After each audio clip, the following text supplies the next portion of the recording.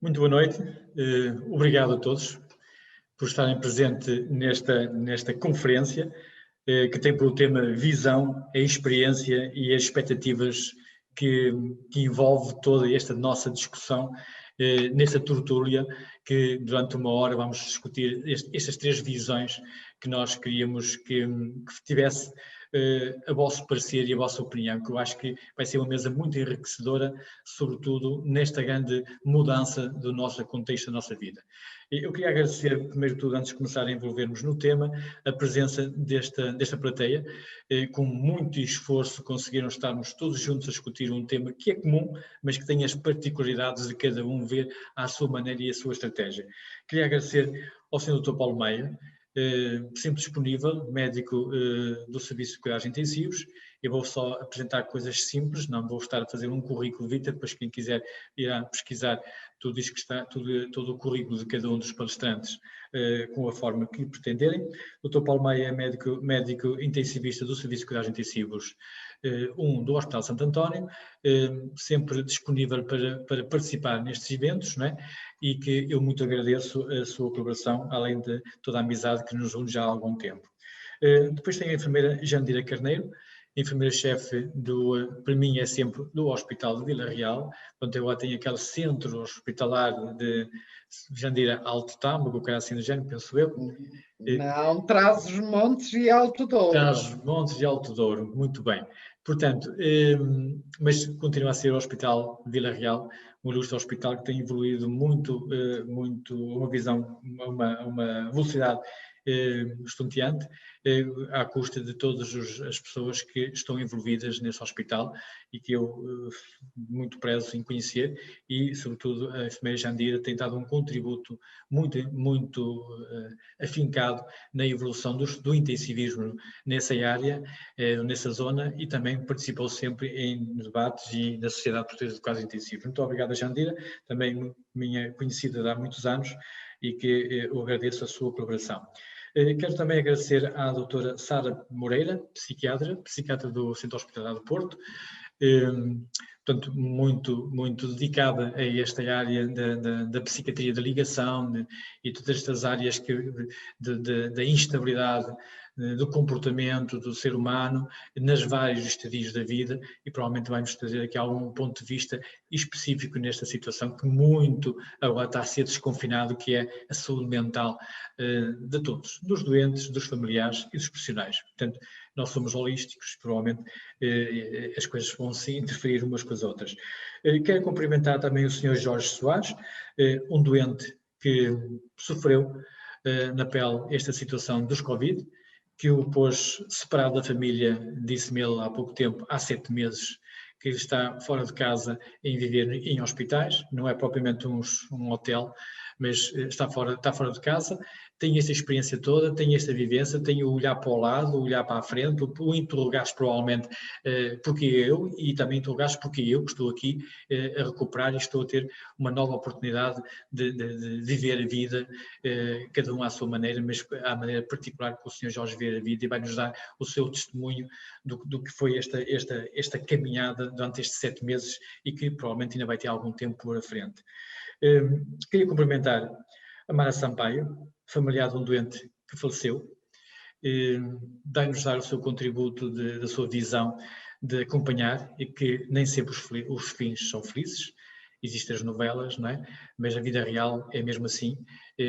Quero louvar a sua atitude de estar a dar a cara, estar aqui, estarmos a falar, sobretudo numa situação mais delicada da sua vida e que teve um fecho não tão como nós desejávamos, não é? Mas provavelmente é essa a realidade, e que nós estamos aqui também para apoiar, além de tudo, e também receber o seu ponto de vista e a sua visão. E doutor Padre Abílio, muito interessante nesta temática ver uma coisa que é fora da caixa, a religião. Como é que a religião vê isto? Como é que a religião vê esta situação? E como é que a religião se consegue introduzir dentro desta temática, não é? Portanto, quero agradecer, e estão as apresentações feitas, quero agradecer a vossa disponibilidade. Vamos aqui discutir este tema durante uma horinha. Penso que vamos ser todos enriquecidos e de uma forma não rigorosa, vamos passar assim a passar a mensagem de umas perguntas que vamos fazendo e cada um pode interferir num ponto de vista que queira contribuir ou não esteja de acordo. Ora bem, eu gostava de começar então, provavelmente ia começar pelo Dr. Paulo Maia. Dr. Paulo Maia, a pergunta que eu ia lhe dizer é o seguinte: nós, profissionais de saúde, e nós somos profissionais de saúde, fomos aqueles que saímos de uma zona de conforto e de repente vimos numa situação de que não estaríamos preparados. Provavelmente a nossa formação académica não estaria muito vocacionada para um tipo de doente, porque pensaríamos que isto não iria existir. Nós estamos num doente crítico, num doente politraumatizado, num doente que é uma característica diferente. E de repente vimos-nos assim numa situação de que, não direi numa guerra, mas quase, em que teríamos que nos reajustar a umas novas realidades. Temos que readaptar a nossa casa, reajustar a casa, mudar orgânicas. O que é que um profissional de saúde, neste caso um médico, o que é que sentiu, ou o que é que faltou nesta mudança, nesta estratégia de uma nova situação no mundo e, sobretudo, na nossa vivência em casa, no nosso hospital? O que é que teve que fazer alteração na sua vida? Ou então acha que não teve grandes alterações? Foi só reajustamento? Algo falhou? Ou algo ainda está a falhar, ou há alguma coisa que eu poderia ter feito e não fizemos, ou então as nossas organizações acompanharam muito bem esta dinâmica e esta estrutura e correu tudo bem. Então, muito boa noite a todos. Começo por cumprimentar a organização, da pessoa do enfermeiro José António, felicitar pela iniciativa, cumprimentar todos os presentes. E não me fez uma pergunta, fez-me mais de 50.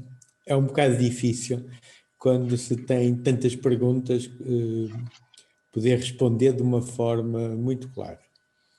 Efetivamente, o que aconteceu com a pandemia foi que o mundo não estava preparado e os portugueses provavelmente estavam menos preparados do que os países do mundo que estão melhor organizados do que os portugueses.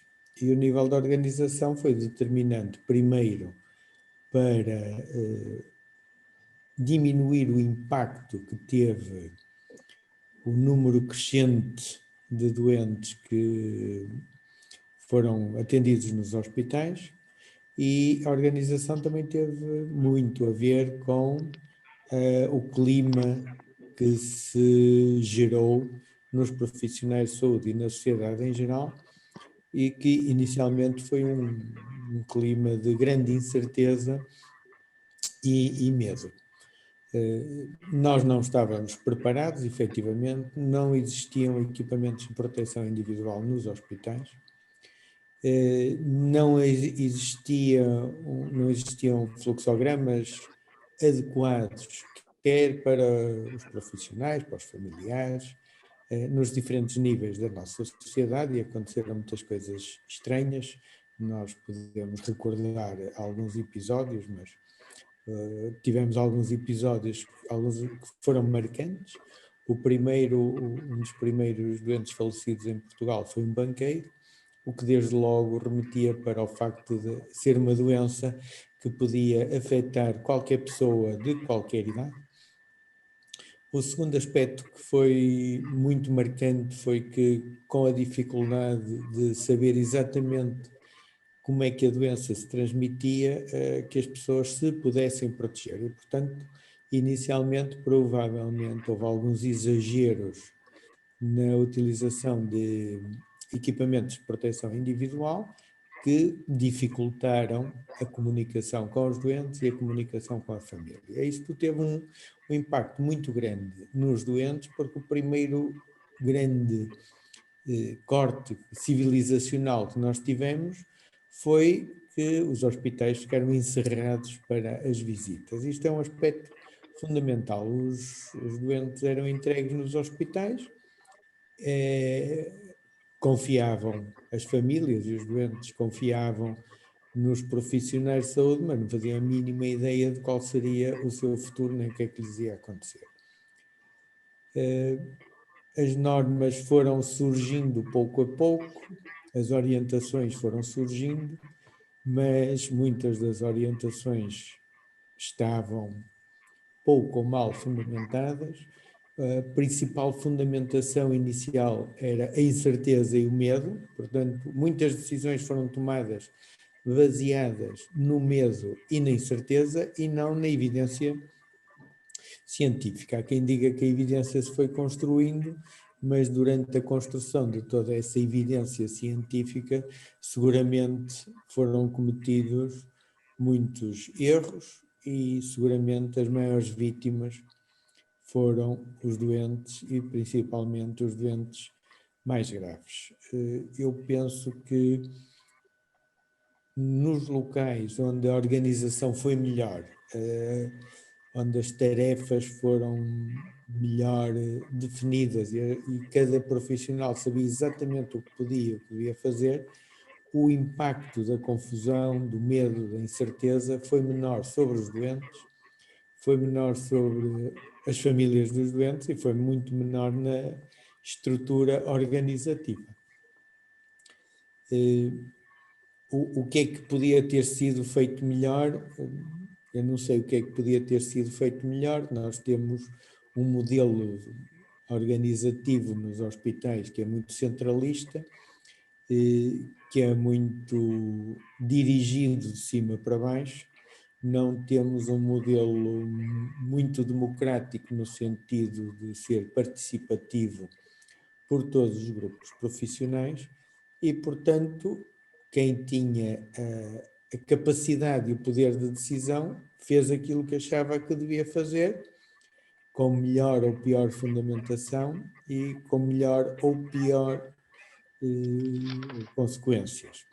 Portanto, isto foi o primeiro aspecto. Nós vimos a descrição de situações, por exemplo, nos Estados Unidos, em hospitais, onde o modelo de gestão da crise foi completamente diferente da maioria das instituições portuguesas.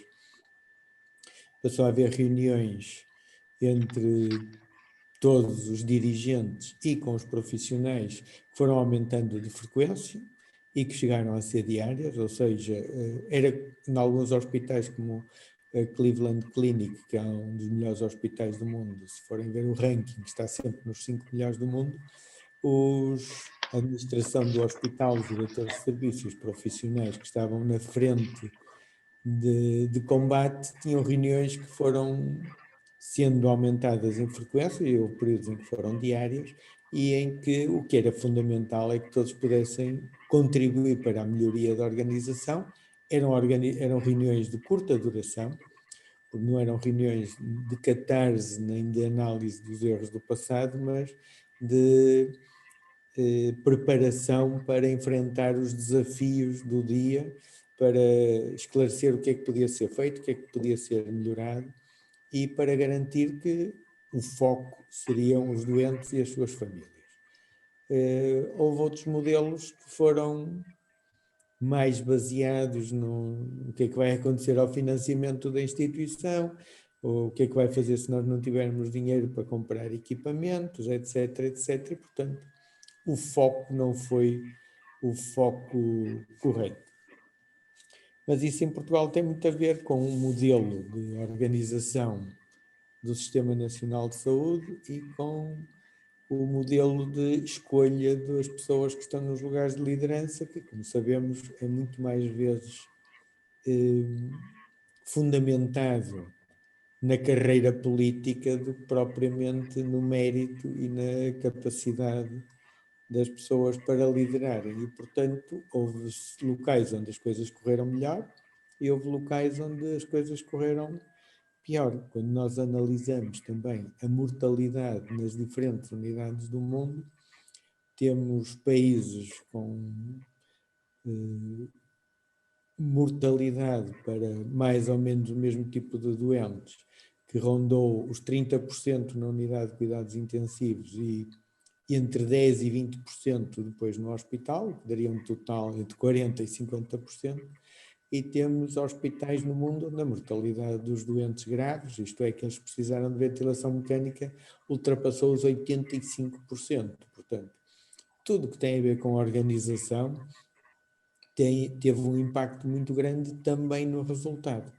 E outro aspecto que foi fundamental foi a preparação que foi feita para os profissionais, enquanto, por exemplo, a Cleveland Clinic, quando verificou que ia precisar de aumentar a capacidade de tratar em unidades dedicadas, fossem de cuidados intensivos, intermédios ou enfermarias, doentes em grande quantidade e com uma gravidade muito elevada, fez cursos de formação para todos os profissionais que podiam vir a integrar essas equipas e dividiu os profissionais que estavam estabelecidos em equipas de cuidados intensivos ou que lideravam cuidados intermédios, dividiu-os para garantir que em todas as equipas houvesse pessoas com muita experiência e que pudessem liderar essas unidades. E houve outros locais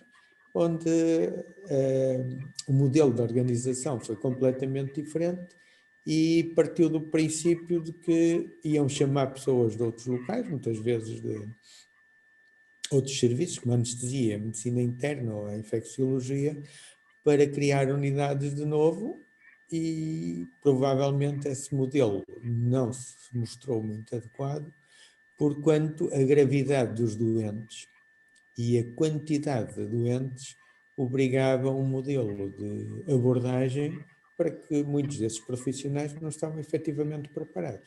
E, portanto, Dr. Paulo, desculpe só interrompê-lo, mas acha que seria possível as organizações estarem preparadas para um fator de surpresa como surgiu isto? Portanto, seria possível num rápido espaço de tempo a organização rapidamente se reajustar? Isto foi um inimigo surpresa que apareceu de repente. Em quase todos os países do mundo existem equipas de profissionais preparadas para lidar com situações de catástrofe. O resultado é diferente conforme nós temos essa experiência em países como Portugal ou em países como os países da América do Sul ou os países do norte da Europa ou Israel. Há muitos países que estão habituados a lidar com um número muito grande de vítimas num curto período de tempo e têm modelos de organização para esse mesmo acontecimento. Nós tivemos um acontecimento em Portugal em que houve muitas vítimas, que foi a queda de um avião no aeroporto de Faro, e quando os holandeses vieram fazer a análise do que lá se tinha passado, chegaram à conclusão que os portugueses foram ótimos no que diz respeito a tentar enquadrar as famílias, em dar informações para o estrangeiro, em aquilo tudo que nós chamamos a humanização, mas cometeram muitos erros na abordagem médica inicial dos doentes no aeroporto, no transporte e na chegada ao Hospital de Faro. E, portanto, as coisas têm que ser feitas pelas pessoas que sabem e estão preparadas previamente.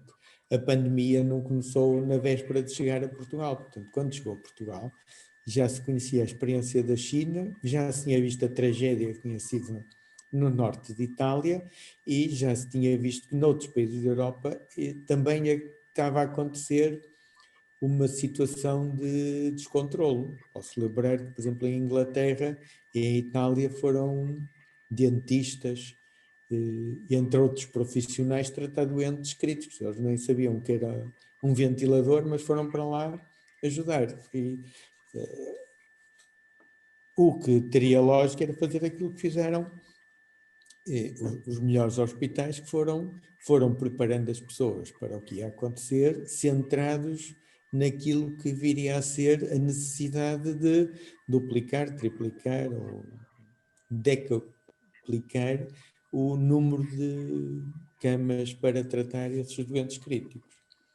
Um outro impacto muito importante que a pandemia teve foi uma consequência de todo este modelo de organização, das normas que foram sendo publicadas pela Direção-Geral de Saúde, portanto, pelo Governo, ou com valor de lei, e que criaram um distanciamento enorme entre os doentes e os seus familiares. Isso foi uma situação dramática, a desumanização que se viveu nos hospitais, e até conseguir ultrapassar vários destes aspectos que foram perdas de direitos dos doentes e dos familiares, e um enorme retrocesso civilizacional em tudo aquilo que nós conseguimos na medicina intensiva nos últimos anos, uma visita aberta, a possibilidade dos doentes estarem acompanhados nos períodos mais críticos pelos familiares, das crianças terem sempre os pais junto de si nas 24 horas, etc. Tudo isso ruiu,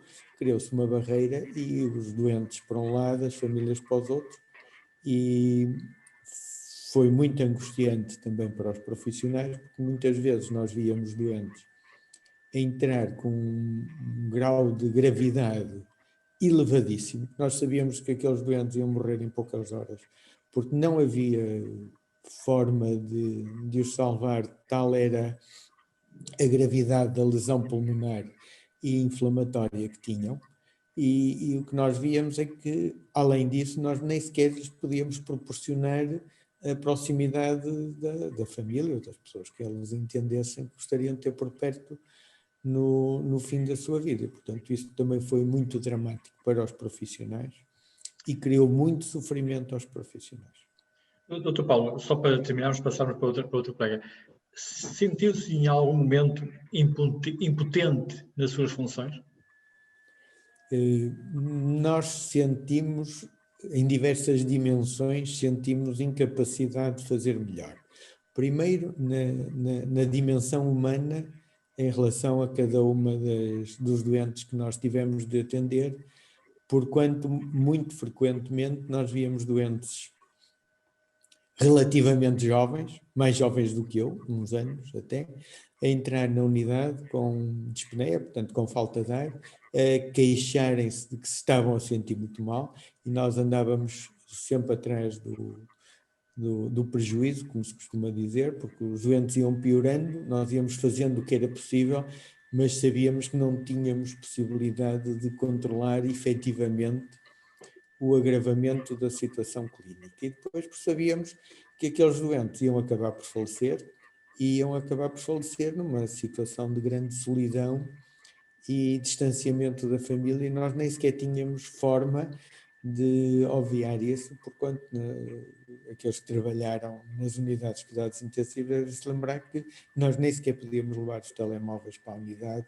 No início levávamos uns telemóveis antigos envoltos em sacos plásticos, que eram frequentemente desinfectados e que, portanto, não podiam funcionar para videochamadas, nem para a comunicação dos doentes, e, portanto, esse era um aspecto que, desse ponto de vista, claramente falhou. Um outro aspecto que também falhou foi a falta de brevidade na resposta de quem tem essas obrigações, no sentido de aumentar ou diminuir a oferta de tudo aquilo que era necessário para os profissionais, os doentes e os familiares no início. Fosse comunicação, fosse alguns bens materiais, mas eu penso que, por exemplo, no nosso hospital, a grande dificuldade nunca foi a falta de material. Nós hoje em dia sabemos que alguns doentes com outros tipos de equipamentos poderiam eventualmente ter tido um melhor resultado ou podiam ter resistido mais tempo. Não sabemos, porque nós hoje vemos que os doentes que estão pela Europa fora submetidos a ECMO ficam muito tempo dependentes, os doentes muito graves. Ainda estão centenas de doentes ligados em toda a Europa, em unidades de cuidados intensivos, com grande dificuldade de os autonomizar, e, portanto, não é tanta questão material, foi muito os aspectos de humanização, comunicação, transmissão segura de informação e a possibilidade de dar à família e aos doentes condições diferentes para aquilo que para muitos foram os últimos momentos da sua vida, numa situação em que não se puderam despedir, não puderam fazer o encerramento do seu ciclo de vida, e, portanto, isso deixou marcas seguramente nos doentes e nas famílias. E para os profissionais, muito sofrimento, porque muitas vezes nós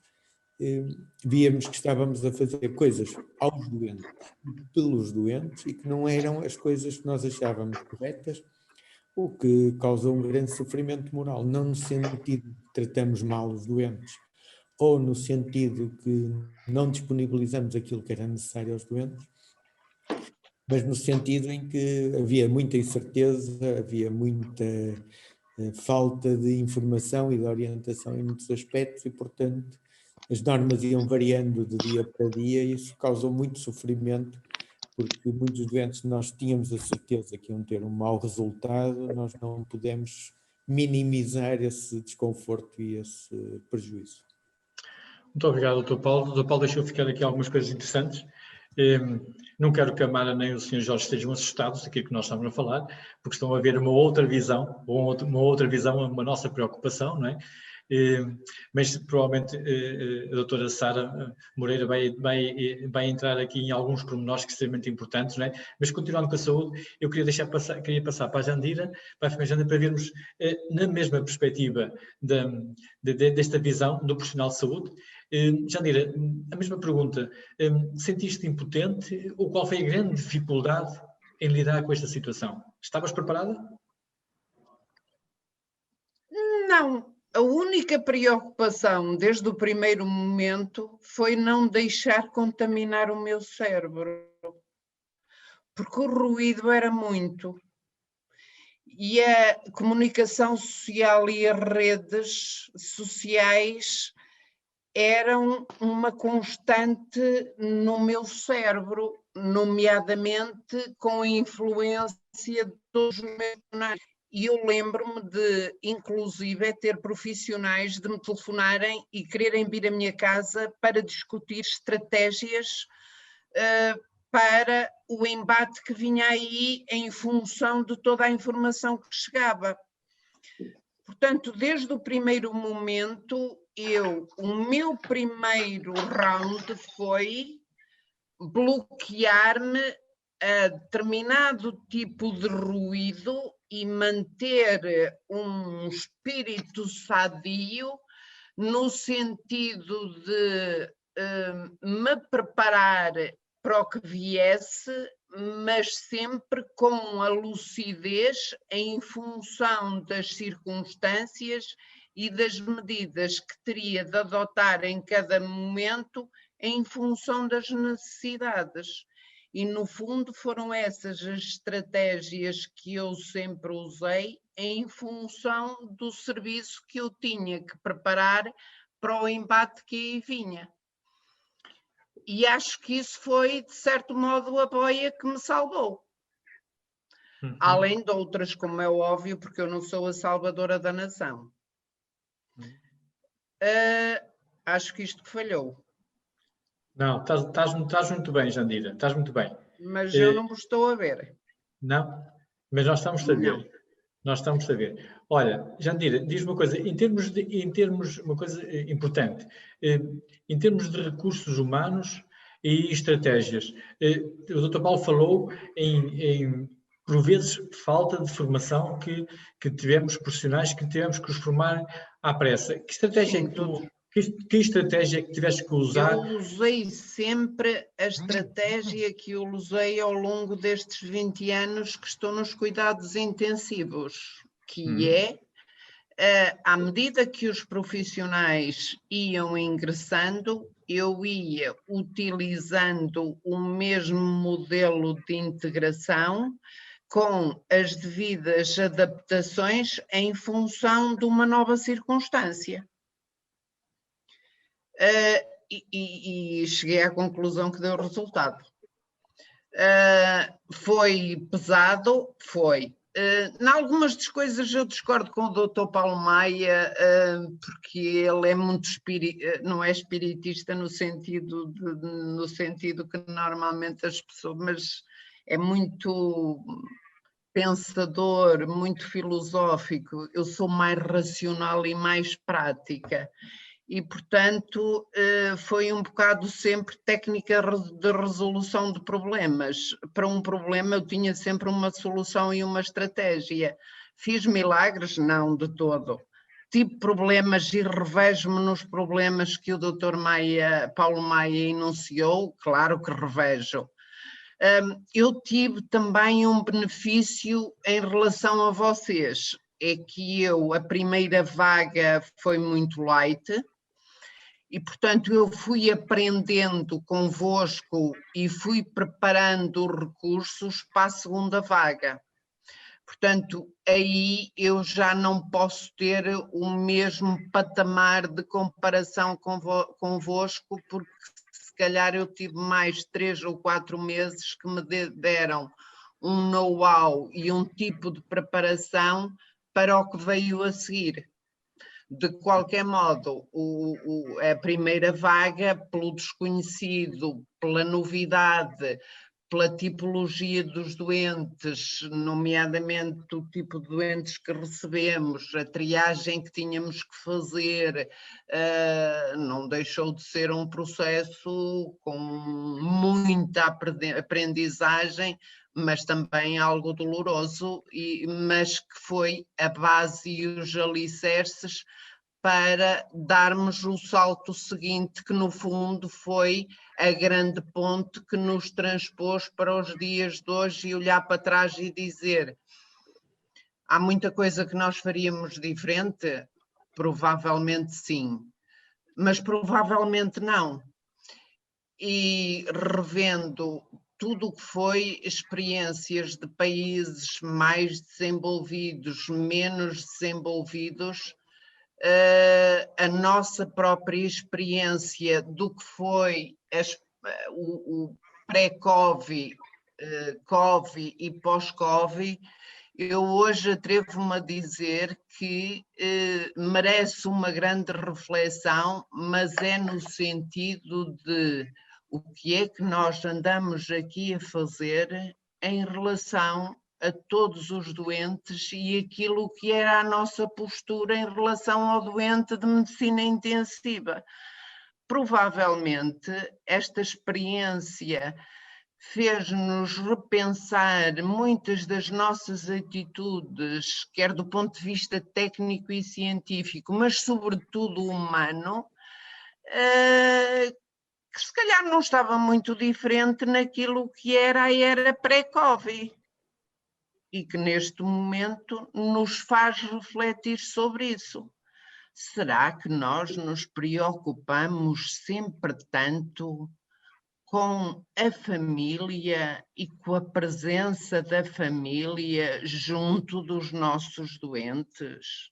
Será que sempre lhe demos as explicações que eles mereciam e o acompanhamento que esses doentes mereciam e precisavam? Ou será que o paradigma mudou e nós vemos as coisas de maneira diferente? Eu acho que isto é que nos faz, ou que nos deve fazer refletir, porque do que é a minha experiência, e analisando e refletindo friamente sobre todo o processo que foi ao longo deste meu percurso, mudaram algumas coisas, mudaram. O medo hoje era muito, era.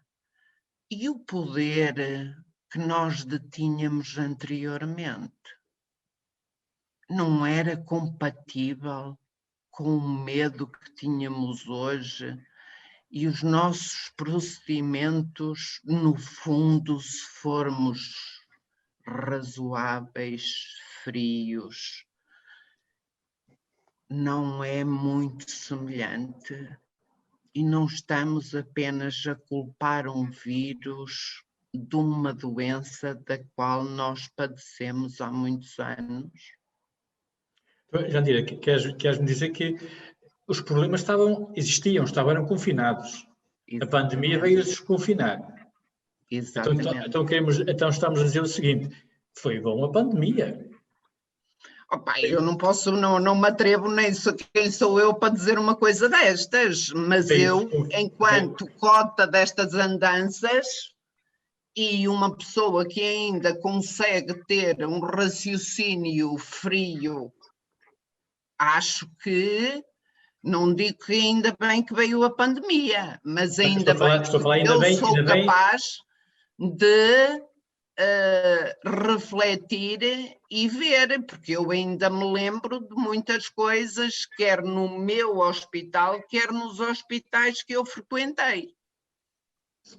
O que está a dizer é que os problemas eram velhos e este confinamento durante anos veio agora com a pandemia desconfinar um bocadinho e pôr um bocadinho veio pôr a descoberto algumas situações, aquilo que são muitas das vivências dos cuidados intensivos, até porque nós sempre tivemos estatuto de visitas próprias, nós sempre limitamos as visitas. Eu não estou a dizer se está bem ou mal, eu só estou a dizer que muitos dos problemas que eu vejo hoje face à pandemia não são tão diferentes daqueles que existiam antes da pandemia, e que me perdoem os que acreditam nisso.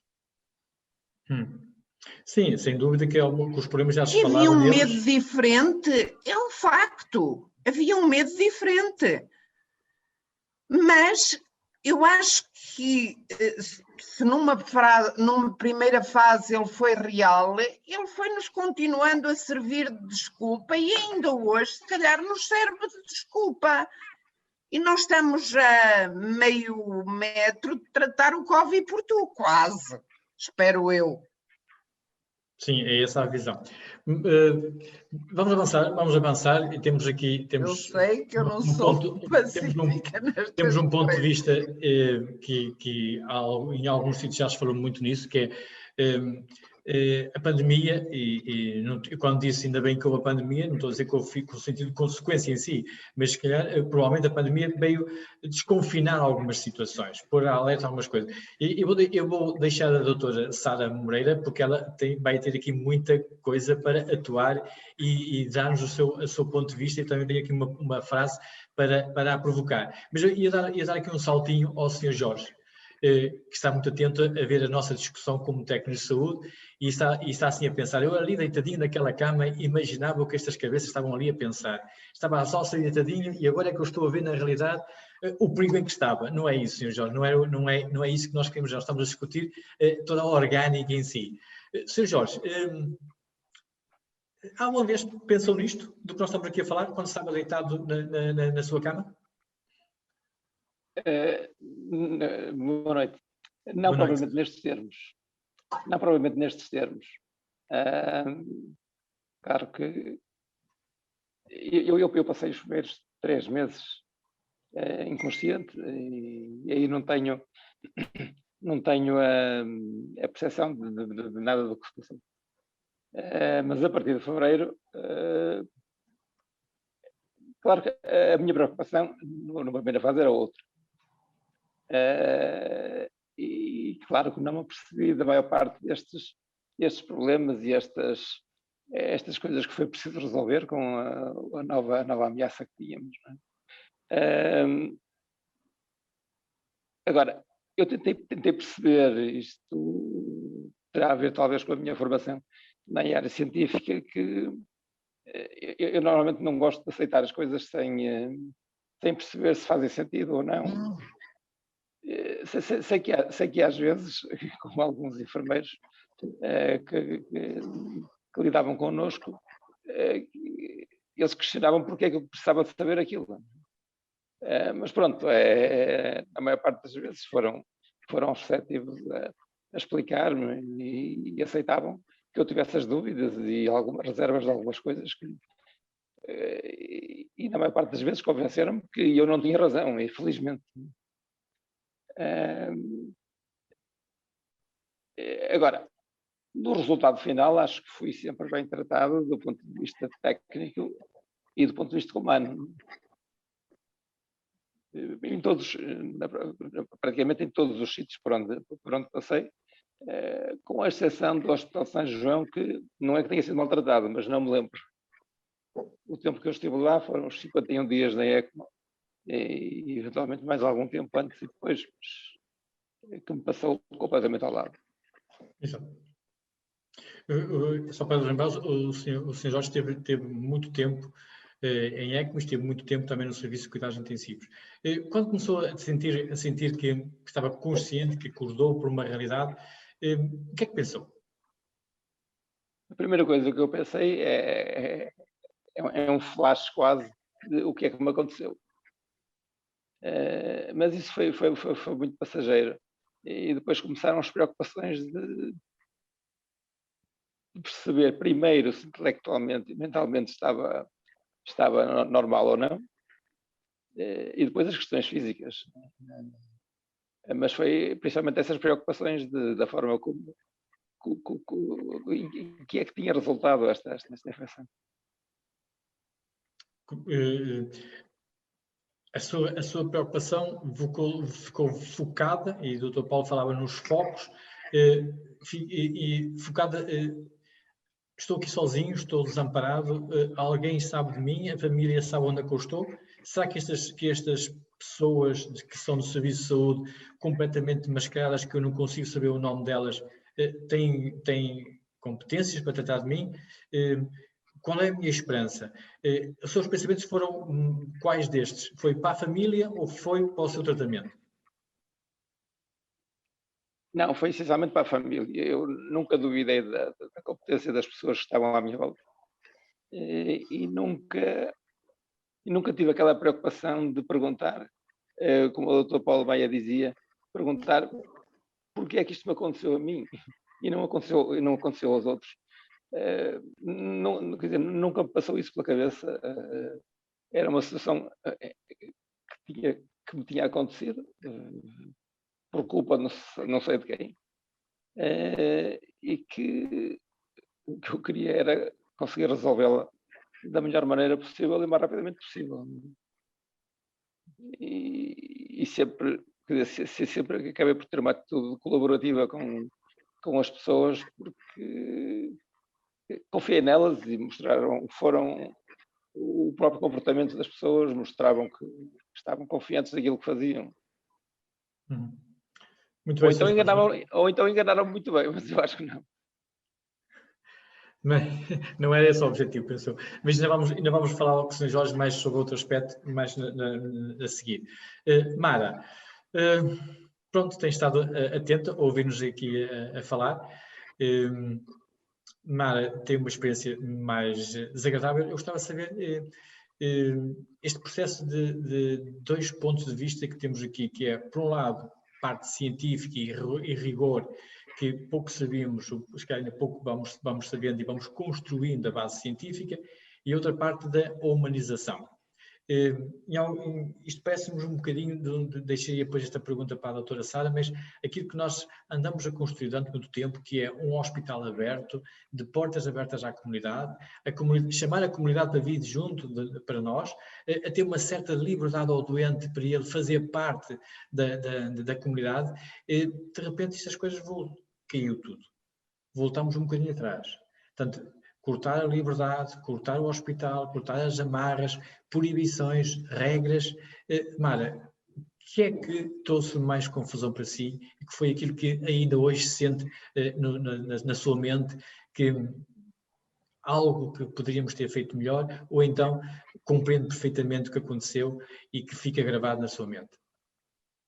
Boa noite a todos, obrigada pelo convite.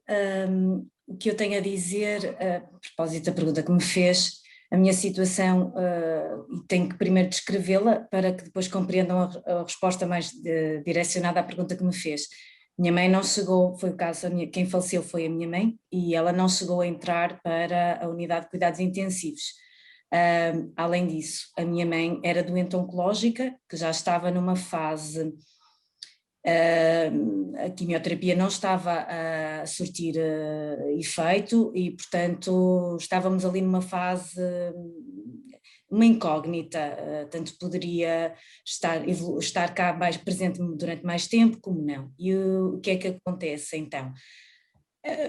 eu concordo, e daquilo que eu já ouvi em termos clínicos, em termos médicos, em termos científicos, eu consigo até concordar com ambas as visões, quer do Sr. Dr. Paulo, quer da Sra. Enfermeira Jandira, nesta perspectiva. Sou em concordar com a enfermeira Jandira quando me diz que o Covid desconfinou problemas já existentes.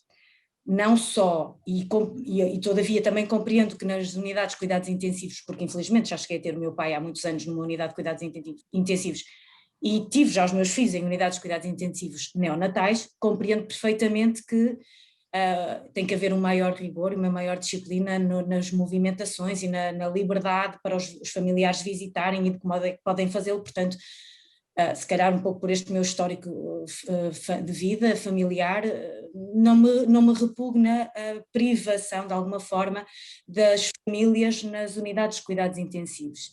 A questão que se passa é a comunicação e essa acho que de facto, e sou em concordar com a enfermeira Jandira quando referiu que é que houve uma primeira vaga em Portugal, a minha mãe faleceu no início da segunda vaga, em outubro.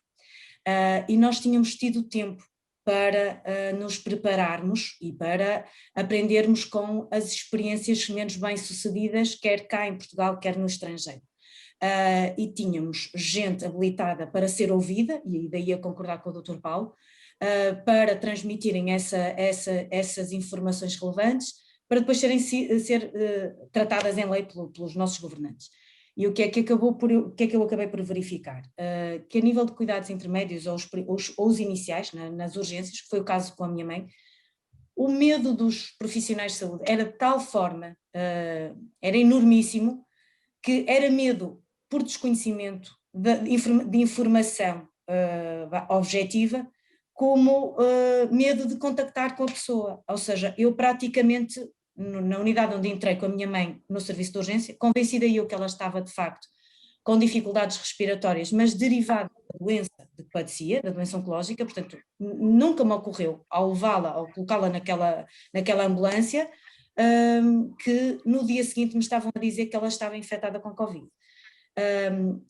E eu praticamente fui escorraçada do serviço de urgência, eu nem cá fora podia estar. A dada altura, e por insistência da minha parte, houve alguém que tinha um coração mais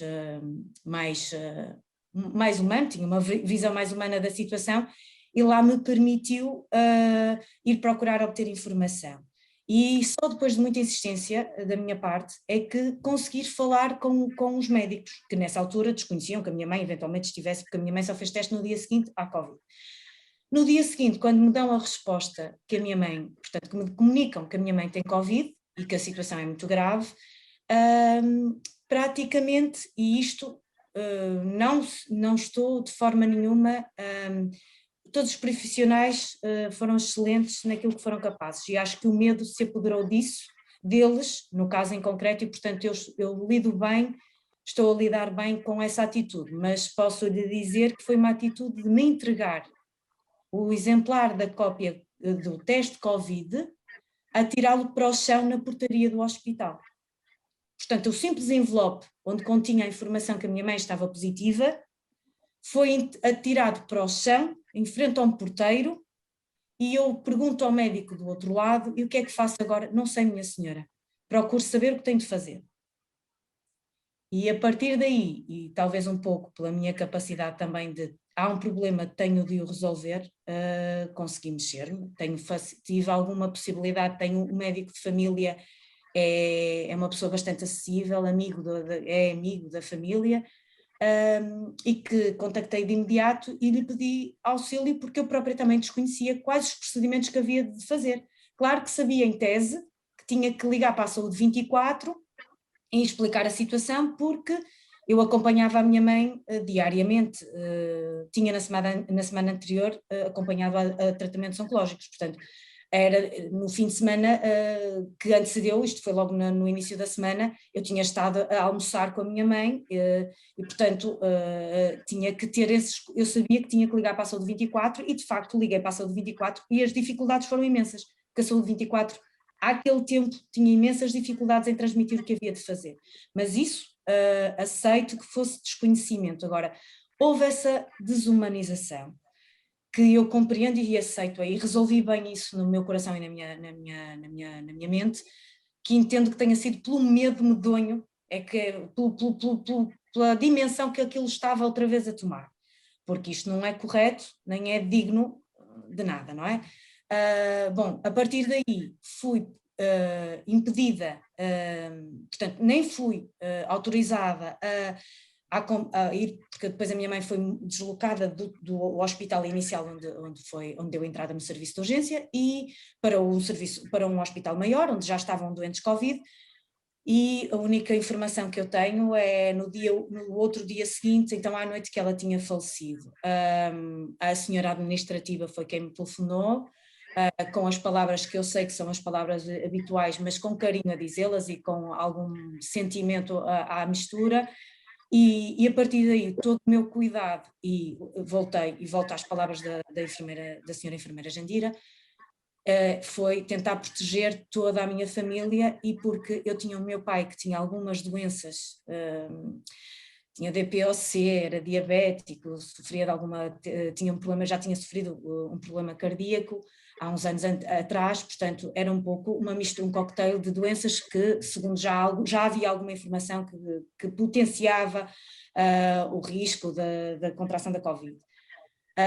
Portanto, na sequência dessas diligências, eu tentei salvaguardar imediatamente o meu pai, apercebemos no dia seguinte, e por muita insistência, e volto a insistir, porque foi de facto, se eu não tivesse ficado, se eu tivesse aguardado contactos da Saúde 24, ou se tivesse aguardado as orientações da Saúde 24, eu com certeza teria contaminado muitas mais pessoas, porque eu, entretanto, estava eu e o meu pai infectados. Portanto, tive sim que me mexer bastante, tive que ser muito persistente nos contactos com médicos, com enfermeiros, com pessoas amigas que eu sabia que eram da área da saúde, para me darem os melhores conselhos no sentido e tentar abreviar o mais depressa possível os testes e tentar abreviar o conhecimento dos resultados, para que tentasse saber o que fazer, porque em casa eu tinha uma criança com 2 anos, uma criança com 9, um marido, e lá está, e um pai com estas doenças pré-existentes, e portanto eu tinha que, independentemente de eu ter Covid ou não ter Covid, eu tinha que arregaçar as mangas e avançar. No meio disto tudo, então a minha mãe faleceu, tenho que dar essa notícia ao meu pai e tenho que dizer como é que vamos gerir esta situação do luto. Nós não podemos gerir a situação do luto. Portanto, esta parte, que é a parte subsequente, foram 16 dias em que só nos ligavam ou para só os médicos e o enfermeiro, portanto aquele acompanhamento seguinte, de facto aconteceu, e existiu, e foram impecáveis.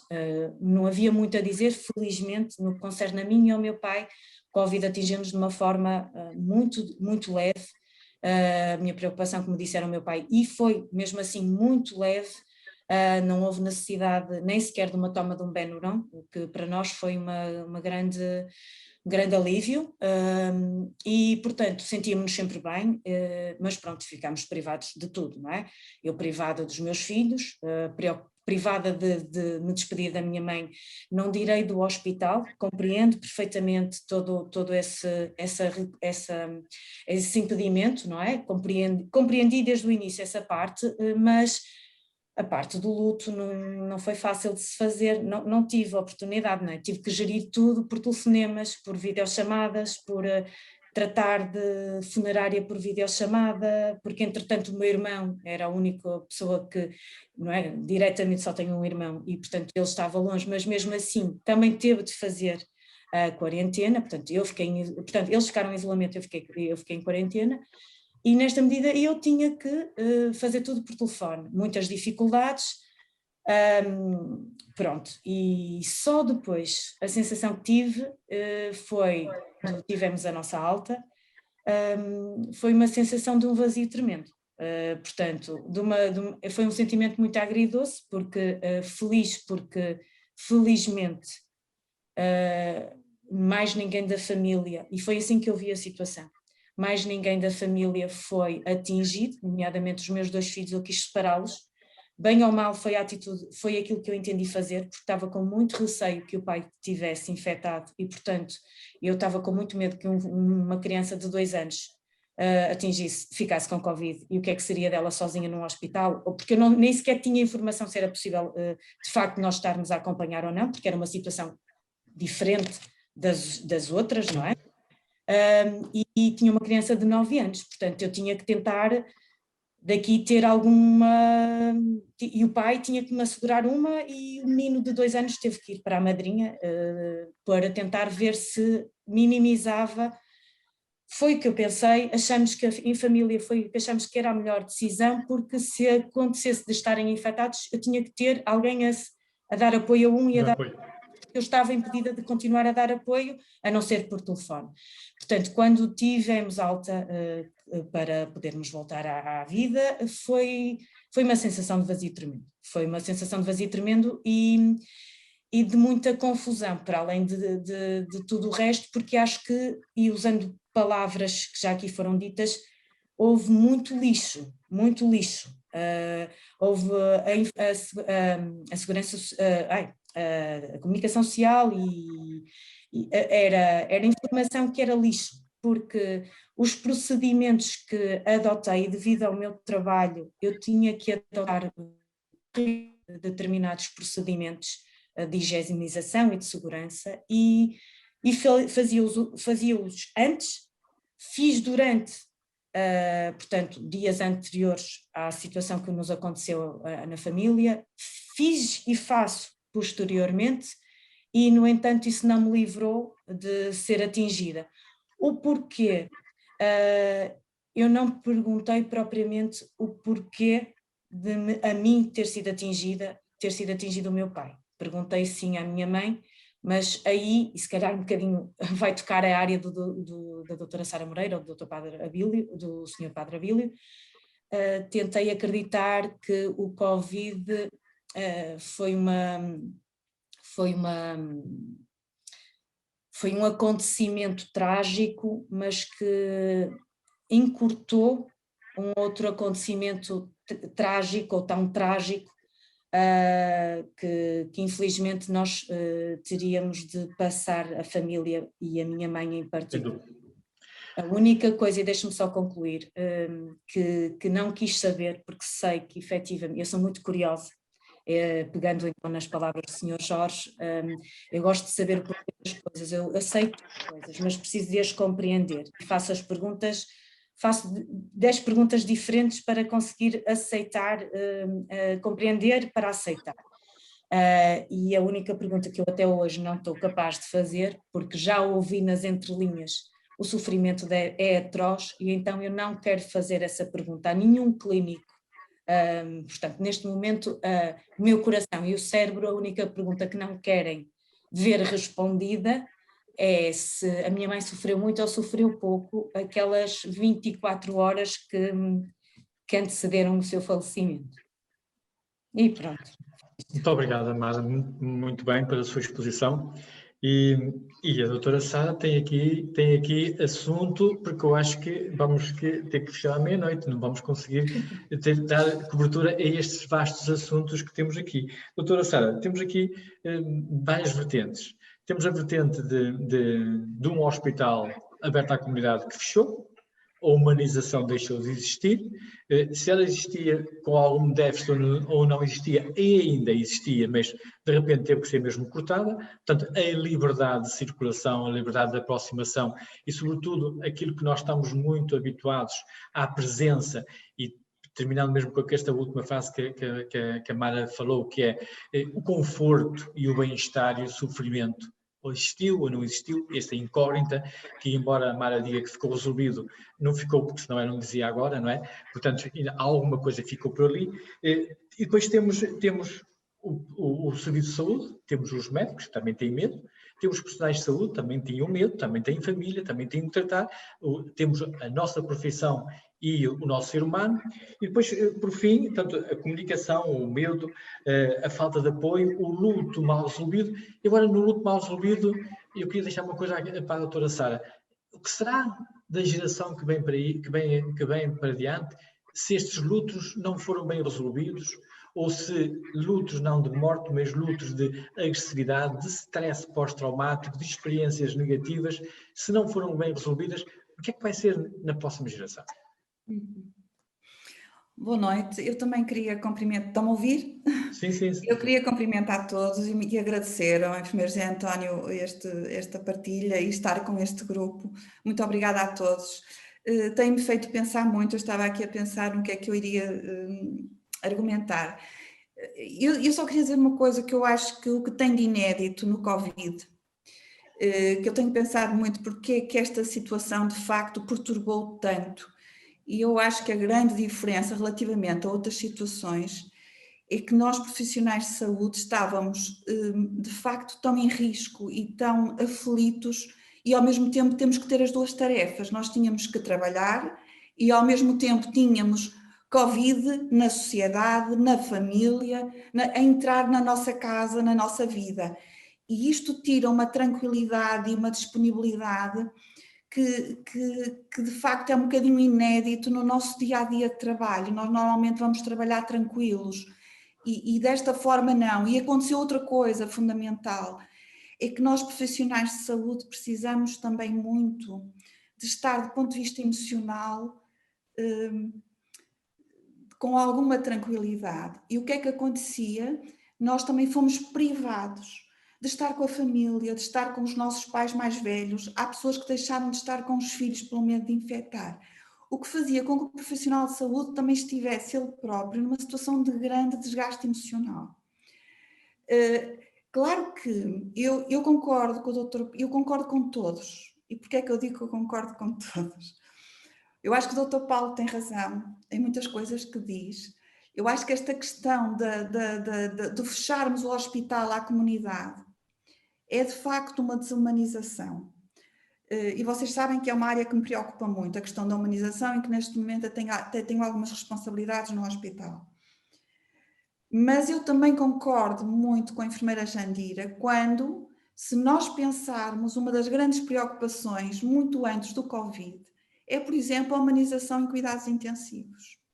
Neste momento, não é só abrir, mas é também, não é só abrir as unidades de cuidados intensivos aos familiares, a permitir horas de visita extra, isso é muito bom, é fundamental, mas também é muito importante dotar e estar muito atento aos profissionais. Não pode haver humanização nos cuidados de saúde sem os profissionais serem alvo também de humanização. E quando eu digo isto é, por exemplo, dotar os profissionais de saúde de desenvolvimento, de competências de comunicação. Eu estava a ouvir a Mara no seu testemunho relativamente ao envelope que foi atirado ao chão. De facto, chocou-me muito. Mas há situações em que os profissionais de saúde falam com os doentes ou com os familiares, em que eles próprios não atiram o envelope ao chão, mas fazem coisas em termos de comunicação em que as pessoas não se sentem nada compreendidas. E se podem até sentir muito pouco apoiadas, e muito antes do Covid. Isto porquê? Porque uma das grandes questões que a medicina tem tido nos últimos anos é um grande desenvolvimento da tecnologia, mas tem havido uma grande erosão da relação humana, da relação do cuidador com o doente e com a família. E isto é prévio ao Covid. Portanto, se me perguntarem, e eu sei que eu quero muito ouvir o Padre Abílio e não quero de modo nenhum ocupar o meu tempo todo, portanto, eu só queria dizer que se me perguntam para o futuro o que é que eu acho que é importante, é nós focarmos de facto em trabalharmos em equipa. Eu vou dizer, eu acredito, eu queria dizer isto a todos vocês, mas principalmente ao Dr. Paulo Maia e ao enfermeiro José António, que na primeira vaga eu sentia muito desconfortável, porque era um silêncio pesadíssimo nos corredores do hospital. Vocês sabem que eu vou às enfermarias, nós estávamos proibidos superiormente de andarmos, não eram nos telemóveis para falar com os colegas, e nós sentíamos que havia dentro daquelas paredes, que havia gente, e eu estou a dizer gente, eram os meus colegas, que estavam a viver situações muito aflitas. e que nós, profissionais de saúde mental, não sabíamos bem como é que poderíamos ajudar. Eu senti isso de uma forma particularmente intensa e estou-vos a dizer isto agora, tive a oportunidade de dizer a algumas pessoas, mas estou-vos a dizer isto agora. O que é que eu prevejo para o futuro? Eu sou otimista. Eu prevejo que nós vamos aprender muito com isto. Que nós temos que trabalhar em equipa, nós temos que trabalhar uns com os outros. Nós temos que ser fonte também de atenção e de cuidados. Há muitas coisas que já foram publicadas sobre os profissionais e formas de se organizarem mesmo durante o Covid. Por exemplo, fazer-se momentos que nós chamamos de espaço verde, partilhar. Eram muitas mortes, eram demasiadas situações em que o profissional de saúde estava tão só como o doente. E isto acontecia. E isto é muito difícil trabalhar assim. Relativamente ao futuro, a questão do luto é um luto sem corpo, é um luto sem cerimónias de despedida. É uma coisa que nos preocupa muito. Porque ainda hoje alguém me diziam-me que o meu pai estava naquela caixão, mas eu não o vi. E isto dificulta muito o processo de luto. Portanto, nós profissionais de saúde mental estamos sinceramente preocupados porque, com tudo, porque tudo o que se tem passado ao longo deste tempo de Covid tem sido a antítese da saúde mental. Um abraço, o estar com as pessoas, tudo isto que nos faz, porque nós somos seres sociáveis, tudo isto está coartado. Portanto, esperamos que no futuro haja cada vez mais pessoas a poderem também estar junto de quem precisa dos cuidados de saúde primários, dos hospitais, para podermos de facto ajudar e ajudar a comatar algumas coisas que sim, podiam ter sido feitas durante a pandemia. Eu acho que algumas coisas podiam ter sido pensadas e que estamos a refletir agora. Doutora Sara, falou e pegando nas palavras da Mara, estes lutos mal resolvidos não pode ter um impacto na sociedade num espaço curto e que esse impacto, que é que a doutora Sara acha que pode ter esse impacto? Em que visão é que tem para esse impacto? Porque aquilo que acabou de dizer, coisas que não ficaram bem resolvidas, embora a Mara dissesse que está tudo resolvido, não está, porque deixou ficar entre linhas alguma coisa, e provavelmente outras pessoas que vão dizendo a si próprias, eu para mim estou tudo resolvido, mas isto acha que vai ter impacto na nova sociedade? Pode ter. Eu vou lhe dizer uma coisa, nós não sabemos porque ainda não temos tempo de acompanhar, não é? Nós vamos saber, se calhar, daqui a um ano já vamos saber mais alguma coisa.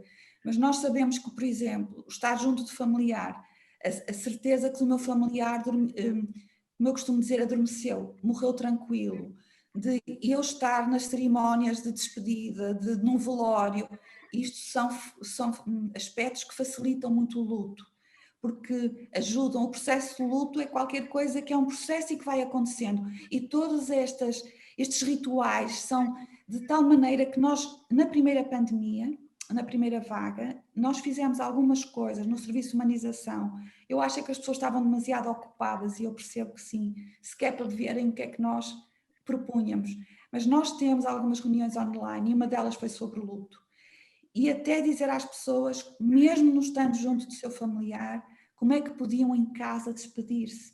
Despedir-se poderia ser ver um vídeo em família sobre aquela pessoa, alguém recitar um poema, ver uma fotografia, por exemplo, um pai que morre e os filhos não se podem despedir, arranjámos algumas cerimónias de despedida e nós, num vídeo que fizemos, e temos um folhetozinho no hospital, no local do serviço de humanização, temos lá algumas coisas e uma delas é essa. Existem estratégias, não é? Existem estratégias, é verdade.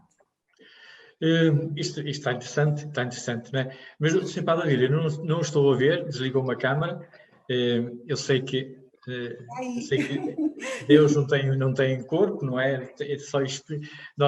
Exato, Dr. Padre Adílio. Sr. Padre Adílio, depois desta conversa toda que nós tivemos aqui, existe Deus? Existe justiça? Porquê eu e não os outros? Portanto, sim, eu entendo, sim, eu acredito em Deus e existe Deus na minha visão, e eu acho que existe um Deus altamente comprometido com isto tudo, que é a nossa atividade humana. Nada disto que nos vai acontecendo é estranho ao coração de Deus. O Deus em que eu acredito é um Deus ferido, é um Deus magoado, é um Deus crucificado, é um Deus que sofre e é um Deus altamente comprometido com a vida humana, na sua plenitude. É exatamente essa a leitura que faço da teologia cristã. Tudo aquilo que eu fui ouvindo foi tudo aquilo que eu fui sentindo e pressentindo nos passos daquele hospital e nos seus silêncios, extremamente profundos, particularmente na primeira vaga, que era o medo de facto que imperava. Qual Deus, não é? Qual Deus? Por onde é que andará esse Deus? E a pouco e pouco fomos encontrando nos rostos, nas pessoas, que a pouco e pouco nos iam permitindo erguer um pouco o olhar, porque eu estou convencido que andávamos todos a olhar para os sapatos, para as linhas vermelhas que estavam bem desenhadas no chão, e a pouco e pouco estou convencido que nós fomos erguendo e fomos vendo esse Deus em ação, na preocupação dos profissionais. Às vezes com pânico e no meio do pânico, porque de facto na primeira vaga foi muito difícil, foi terrível, porque de facto havia os profissionais, não estamos muito, parece que isto já foi distante, mas isto ainda está muito próximo. Puseram a hipótese de ficar no hotel, porque não poderiam chegar a casa porque têm marido, porque têm filhos, têm familiares, enfim, era quase assim, ver aquela escala de serviço, saber para onde é que iam trabalhar, era quase assim uma roleta russa, não é? Eles estavam assustadíssimos, todos nós, e portanto fomos impedidos de facto. E curiosamente, a pouco e pouco, eu recordo uma vez até passar pelo corredor dos cuidados intensivos, encontrar o enfermeiro António e dizer: eu preciso de um doente, há lá um doente, e a partir daí, a pouco e pouco, com alguma normalidade, tanto quanto possível, foi-se restabelecendo esta proximidade. Aquilo que era recorrente era, de facto, as pessoas falarem na ausência dos familiares. Tive testemunhos de pessoas que diziam: mandaram-me aqui para o hospital, a minha família não me liga, não quer nada comigo, abandonou-me, eu quero morrer, não estou aqui a fazer nada, estou a sofrer, não faz sentido, ninguém me diz nada. Isto de um lado. Por outro lado, tantas vezes, através da central telefónica, diziam: olha, tenho familiares que querem falar consigo. Olha, há 3 dias, há 4 dias, não sei do meu pai, não sei como é que ele está. Ou então, olha, não me deixaram passar, ele ficou na urgência há 2 dias, há 3 dias, não tenho informação nenhuma, não tenho notícias, por favor, tente ver se me encontra o meu pai, o meu avô, a minha mãe, o meu irmão. Havia, de facto, este pânico estabelecido, latente nas pessoas. Havia, a par disso, de facto, uma confusão muito grande, falaram aí em ruído, sim. Havia, assim, uma enxurrada de informação, onde diziam umas verdades e outras o seu contrário, e nós ficávamos estarrecidos, não sabíamos muito bem que vida é esta, o que é isto afinal. E eu penso que Deus esteve nisto tudo, porque não foi nenhum castigo, não há nenhum castigo da parte de Deus, não é um Deus também que anda aqui a brincar com as pessoas, mas eu acho que mais do que ver um castigo nesta pandemia, e eu penso que todas as pessoas que foram falando focaram isto está a ser de facto uma oportunidade de desacelerar a velocidade dos nossos dias, o stress das nossas horas, de também, de alguma maneira, voltarmos àquilo que é o essencial. É curioso. Há um deslumbramento da técnica, da ciência, necessária, fundamental, ótima, maravilhosa, mas de facto alguma coisa aqui está a ser esmagada, não é? A pandemia trouxe algumas lições que era bom nós de facto irmos agarrando, a par da ciência e da tecnologia extraordinárias, essenciais. Há de facto uma valorização que nós tínhamos esquecido, não é? Nós aqui há uns tempos, não há muito tempo atrás, nós reclamávamos muito porque o hospital tem 100, 140 camas ocupadas por pessoas que ou não têm familiares ou estão, de facto, abandonados a si próprios, entregues a si próprios. E afinal estamos a descobrir que de facto, é preciso uma presença física. Nós precisamos de nos tocar, precisamos de nos abraçar, nós precisamos de família e famílias, que a família é de facto o primeiro hospital, que a família é de facto a primeira escola. Precisamos de braços que nos abracem, precisamos de estar próximos, também fisicamente. Não é? Portanto, este distanciamento físico veio a recordar-nos, não é? A necessidade e a urgência de nos encontrarmos, não é? E esta visão é uma visão que nós vimos durante este tempo, durante esta pandemia, aumentada, como se fosse uma lupa. Uma lupa. Eu hoje estive pela primeira, em 2 anos, parece que passaram 2 anos, nós não nos apercebemos. E quando nós, no ano passado, podemos sempre dizer 2 anos atrás, porque de facto parece que a vida parou. Não é? Onde de facto nos encontramos jovens, os jovens no Colégio de Barão Nova Sintra, jovens institucionalizados e a Tribunal de Menores, eles durante este tempo de pandemia e de confinamento, com as escolas encerradas, os níveis de ansiedade, de violência, dispararam absolutamente. E depois tê-los hoje, e foi essa a razão do meu atraso, tê-los hoje lá, juntos, com todas as regras a ser cumpridas e com alguns familiares e com algumas pessoas que são referências da comunidade, de facto dá gosto. Restabeleceu-se novamente esta comunicação.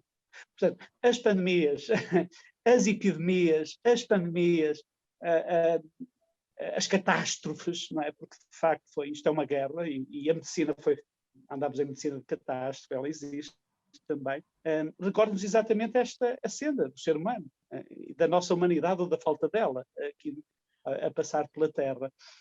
O livro do Gênesis fala a Noé, diz, olha Noé, durante 40 dias e 40 noites isto vai chover, vem aí um dilúvio, olha, prepara uma barca para ti, para a tua família, leva para lá os animais todos, protege-te porque vai ser feio. Eu penso que nós não estávamos protegidos, nós não estávamos preparados, de todo. O mundo não estava preparado. E continuamos.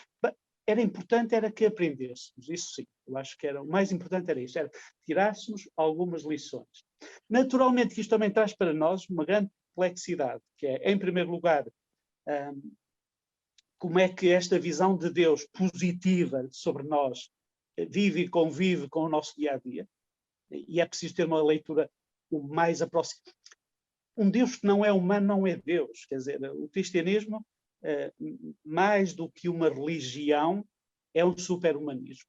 É um super-humanismo. Isto eu sei que é uma asneira que estou a dizer, mas é assim também, de alguma maneira, o que eu quero dizer. Quer dizer, um Deus que não está ao lado dos homens, que não sofre com eles, que não caminha com eles. Eu comecei por dizer que o meu Deus é um Deus ferido, é um Deus magoado, mas é, acima de tudo, um Deus que projeta uma vida nova, não é? Liberta, curada, salva, redimida, não é? Este Deus, de facto, acompanha-nos nesta crise, nesta dificuldade que temos, e, portanto, também nos convida, de facto, a encontrar de uma forma solidária saídas e soluções para tantos, porque estávamos todos muito desviados, quer dizer, havia já muitos sinais, não é? Isto teria que acontecer um dia, não era só o aquecimento global. O Papa Francisco escreve sobre estas coisas, não é? Essa visão do vazio, do silêncio, daquela praça do Vaticano, sem ninguém, com as igrejas todas fechadas a 7 chaves, com aquele Papa, vamos dizer assim, pois não terei receio em afirmá-lo, como referência, como líder mundial, não é? Sozinho a rezar na Praça de São Pedro, é uma imagem que fica estampada, não é? Nas nossas mentes e no nosso coração para muito, muito tempo.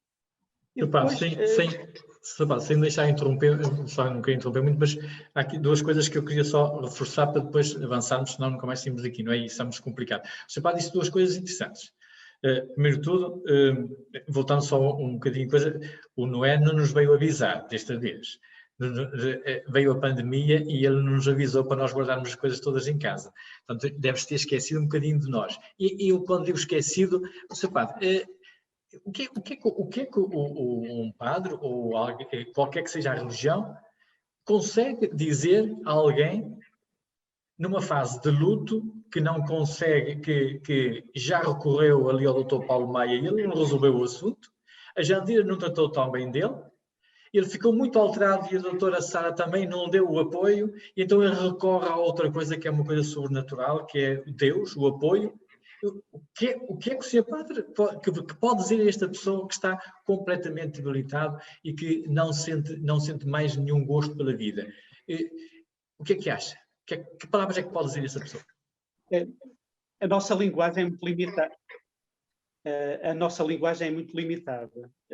Verbalizar estas coisas, às vezes, é uma não comunicação. Ele vai acreditar em si, Sr. Padre, esta pessoa? Ele acredita na minha presença, que eu estou lá. É estarmos juntos ao pé de, às vezes em silêncio, só o silêncio e o acolhimento dessa palavra. É quase como quando um doente pergunta: Senhor Padre, eu vou morrer. É a pergunta. Claro está que uma resposta apressada diz: claro, todos nós, eu também. E a outra resposta pode ser o silêncio. O olhar olhos nos olhos, nesta intimidade quem compreende e acolhe, e a própria pessoa na sua interioridade, ela própria vai dando passos, que ela quer é que sinta que está ali e que não está sozinha. É acolher. Mais do que dizer, acolher. Mais do que dizer coisas boas e bonitas, é ser presença, estar junto de. Eventualmente, às vezes, pode ser até o pôr a mão, receber a mão de alguém. Mas que são alturas difíceis. O Sr. Padre também disse uma coisa interessante, que é, nós andamos aqui a falar em humanização, e a doutora Sara também está de acordo comigo, falamos em humanização, mas isto foi mais visível nos Covid, mas todas as instituições hospitalares passam por um processo extremamente complicado de que muitos doentes são abandonados nas instituições.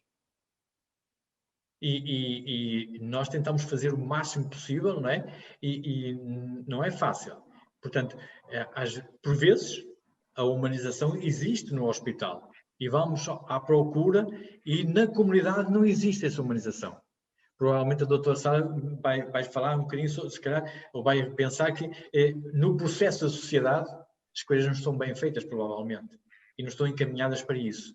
E depois onde é que se reflete? Reflete-se dentro dos hospitais. E todos nós, a Jandira provavelmente tem, em todos os hospitais, existem muitos doentes que são completamente abandonados. Então onde é que está a humanização? É que provavelmente não é dentro da instituição, é fora da instituição. Vamos passar para a última pergunta, e nós tínhamos aqui muita coisa para discutirmos, não é? Provavelmente ficaríamos aqui numa conversa de tertúlia de fim de dia ou início de noite muito animada, mas a última pergunta, que é a pergunta-chave. Vou começar pelo Sr. Jorge. Sr. Jorge, o que é que será o futuro? O que é que pensa que será esta sociedade? Ela mudou ou não mudou? E o Sr. Jorge, onde é que está?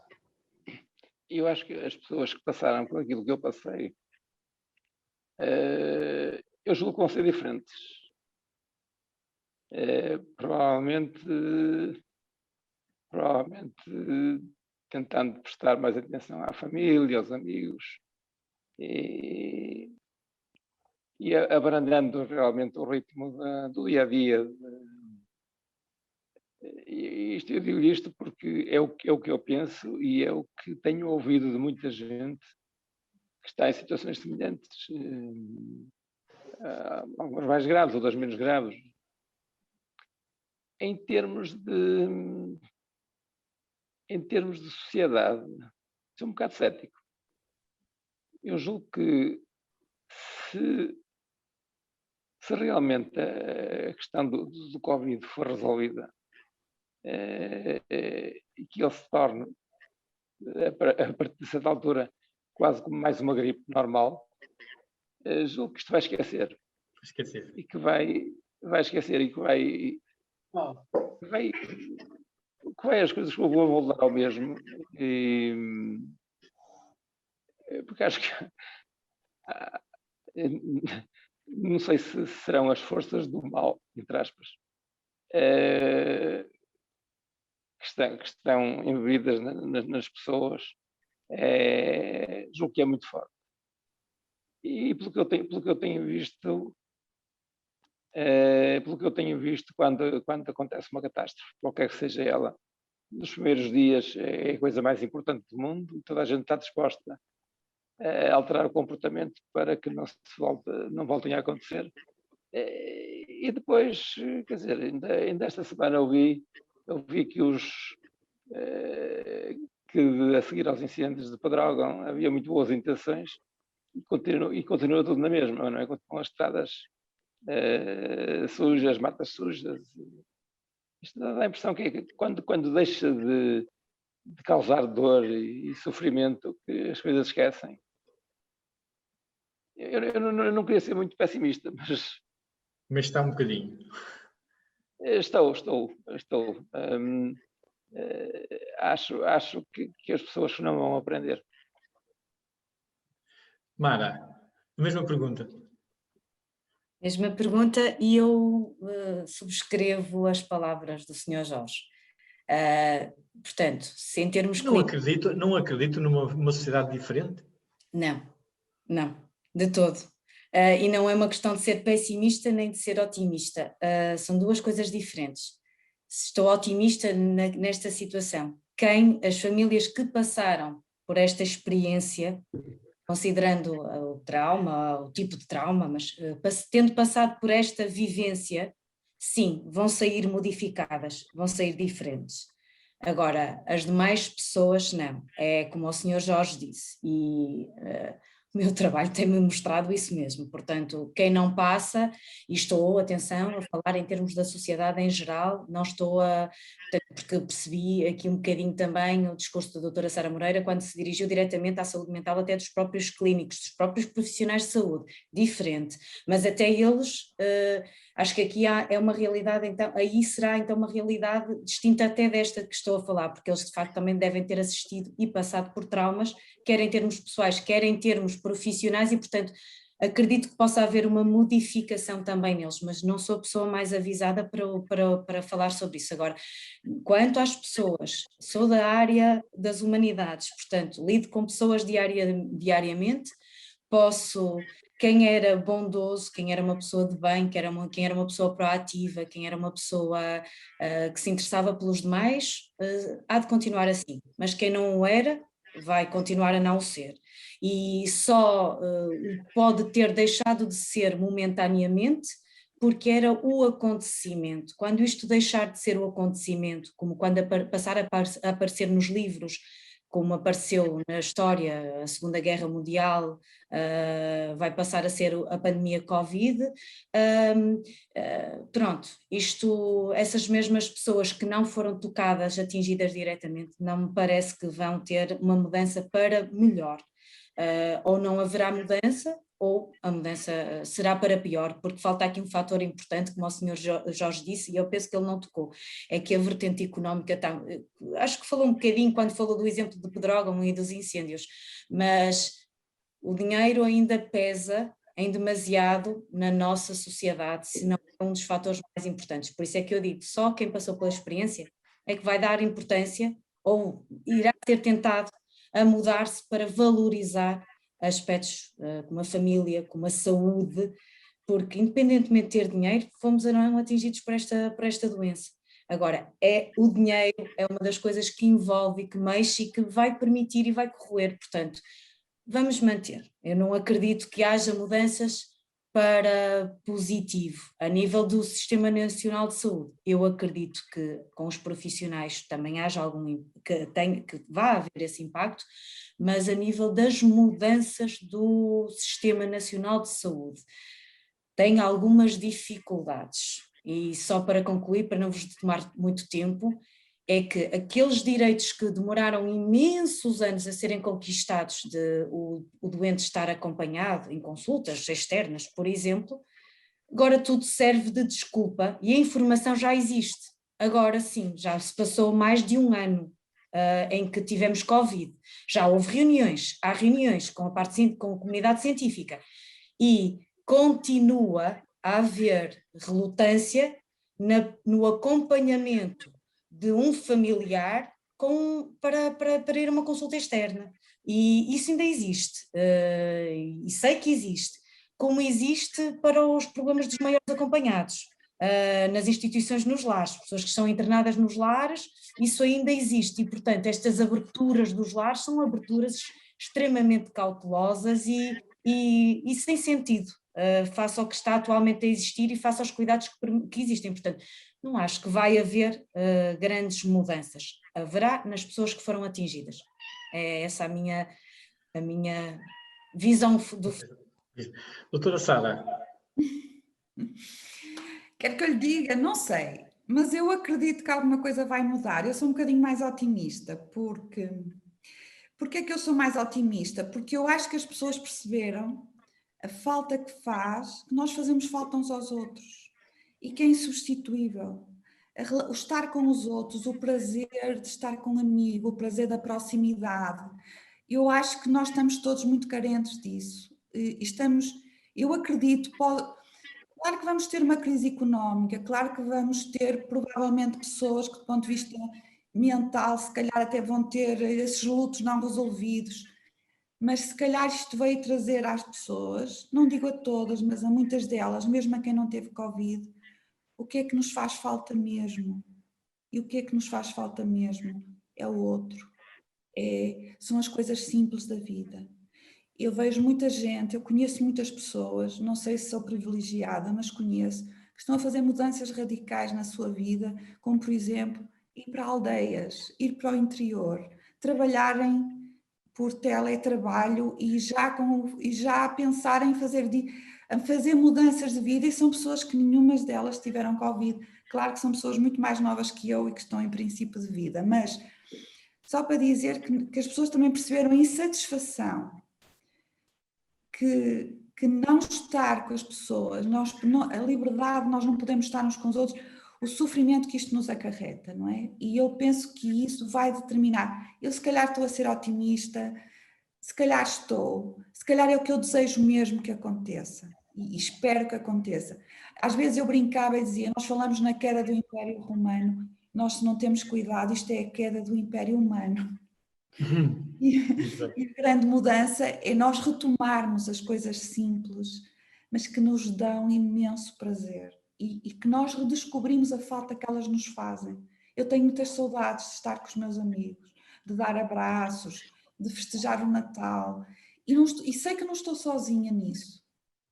E portanto eu acredito que isto vai prevalecer apesar de tudo, ou pelo menos vai ajudar que não caia o Império Humano e que retomemos a nossa humanidade. Eu acredito mesmo.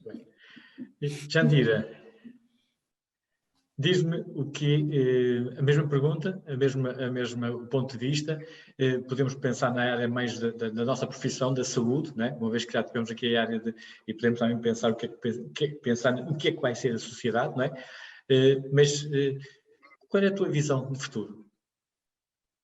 É assim, do meu ponto de vista vai haver diferentes vertentes.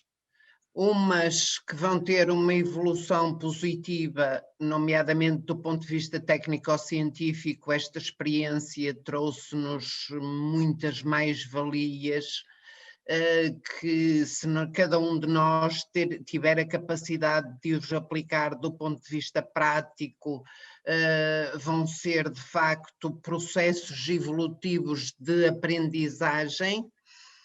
Do ponto de vista humano, eu espero que sim, espero que comecemos a construir um novo paradigma que nos faça ver ou faça ter uma visão completamente diferente daquilo que era a nossa visão do doente de cuidados intensivos. Há uma grande aprendizagem, nós temos, mas não é só da nossa parte, tem de haver por parte da sociedade também, porque a sociedade também não está preparada para aquilo que encontra dentro das unidades de cuidados intensivos. E nós temos essa experiência todos os dias, quantas vezes nós vemos entrar familiares que ficam muito mais excitados por ver a monitorização e as curvas da ventilação do que pegar na mão do seu familiar. Portanto, tudo isto tem de ser uma aprendizagem e espero que o Deus do Senhor Padre nos ajude neste caminho, porque eu não sei muito bem onde é que ele anda, mas pronto, isso sou eu. Do ponto de vista de sociedade, eu acho que nós vamos ser cada vez mais egoístas. Nós vamos pensar cada vez mais no nosso umbigo e vamos criar o nosso clã que se vai desenvolver em função do clã que nós já criamos. E isso assusta-me. E eu não sei se isso será o melhor caminho. Eu não quero ser uma visionária, mas tendo a visão do que foi isto, a experiência do que tem sido agora e as minhas perspectivas do futuro são de cada vez mais nós vamos ser uma sociedade profundamente egoísta, vamos criar os nossos núcleos, as nossas proximidades, vamos desenvolvê-las e, influenciados pela dita economia e pelos diferentes desenvolvimentos socioeconómicos, nós vamos cada vez mais estar desgarrados da componente humana e vamos ser mais centrados em nós e em cada uma das criações dos nossos deuses ou Deus. Que cada um seja capaz de construir em função daquilo que quiser ser a sua evolução. Dr. Paulo Maia, a mesma pergunta, dê-me, por favor, uma visão mais otimista. Bom, eu penso que para a maioria das pessoas esta pandemia não vai alterar a escala de valores. Se nós pensarmos objetivamente que em Portugal podem ter morrido entre 20 e 30 mil pessoas, no fundo isso corresponde a 20% do número de pessoas que morrem anualmente em Portugal. Portanto, daqui a pouco tempo este número será diluído e as coisas voltarão a ser aquilo que eram. Eu quero lembrar que na Segunda Guerra Mundial morreram só judeus mais de 6 milhões e isso teve um impacto fora dessa comunidade que se foi diluindo ao longo do tempo. Acho que em Portugal não vai mudar a escala de valores da maioria das pessoas, não vai ser alterada a mobilidade social e não vai ser alterados os fatores que levam a que as coisas sejam de uma maneira ou de outra. Acho que individualmente algumas pessoas, principalmente aquelas que viveram situações mais dramáticas, essas sim vão mudar a sua escala de valores e vão mudar vários aspectos na sua vida. Mas não vão ser todas as pessoas que vão mudar. Agora, a sociedade civil vai ter que fazer um esforço por mudar algumas coisas, vai ter que exigir dos políticos que deixem de ser nomeados apenas porque são do partido e passem a ser nomeados por mérito e que as pessoas passem a fazer aquilo que sabem e que são capazes de fazer. Não é aceitável aquilo que nós ouvimos em entrevistas em que diretores de hospitais, no fundo, que disseram: o que é que nós fizemos? Nada. O que é que nós vamos fazer? Nada. Esperamos que os outros nos ajudam e resolvam os nossos problemas. Isto é inaceitável, é o resultado da má liderança que temos em muitos níveis em Portugal e motivo pelo qual as coisas dificilmente mudarão ou melhorarão. É evidente que os jovens poderão vir a ter uma visão diferente e mudar algumas coisas, mas o rolo compressor do tempo, da informação, das redes sociais, etc., vai tender a levar toda a gente para o ritmo e aquilo que faziam previamente. É pena, mas infelizmente, conforme bem descreve o Mário Vargas Llosa, o ser humano resiste, revolta-se e desiste. Isso é terrível porque, passados muitos anos, nós vemos que o nosso esforço para mudar muitas coisas acaba por ser inglório e acabamos por desistir mesmo quando sabemos que estamos cheios de razão. E nos hospitais há muita coisa que efetivamente devia ser mudada. O foco no hospital devia ser sempre o doente e o foco é o financiamento, é a promoção dos profissionais, é a imagem, que os hospitais gastam mais dinheiro em imagem do que em mecanismos, processos e serviços de humanização, e portanto é isso que conta.